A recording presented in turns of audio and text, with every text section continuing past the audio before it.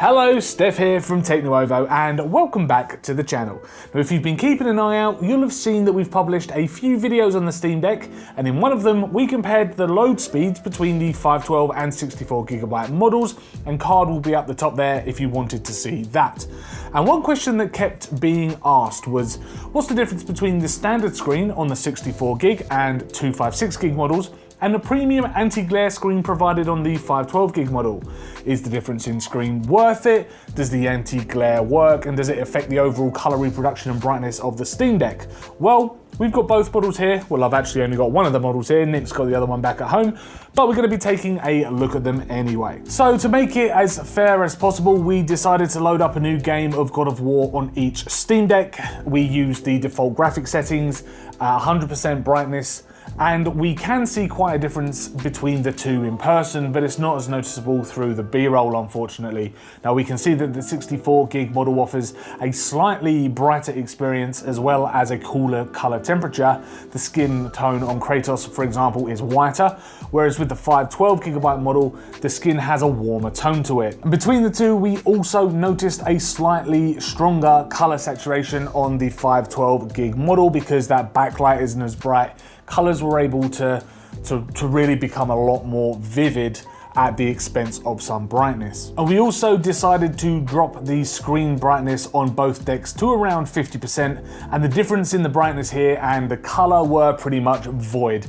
There wasn't really any difference at all anymore. Moving on to some control, which is known really as a darker and moodier experience in general. Comparing the two, the difference was really not as obvious. There was a slight increase in brightness on the 64GB model, but not really enough to say yes, that is the better picture. The color temperature this time were a lot closer because the actual game of Control is relatively grey, right? So the color temperature from what we saw was pretty much nigh on identical. As you can watch video content on your deck while on desktop mode, we thought why not try a video showing off some mountains and some animals and some nature stuff on YouTube. Now again, the 64GB model had an ever so slightly brighter display, with color temperature being near identical this time between the two, though color saturation was slightly better on the 512GB model, but again, there wasn't much in it at all. So out of those three tests and at full brightness, there is sure a difference. The anti-glare coating in some instances does reduce brightness, but in some cases it does increase color reproduction too and color saturation. Now in some cases it was more obvious than others, but to be completely honest, both looked great, and unless you had them side by side, you probably wouldn't notice anyway, nor would you be really disappointed at what you're getting with either screen. Now what about the anti-glare performance? Is it any good, and is there a benefit to having it? Now we are shooting this video primarily after work, so it's late, it's dark outside, so we're trying to simulate glare issues with artificial light, and the difference is very obvious, but glare is still present. Now we found that the 64GB model screen had the typical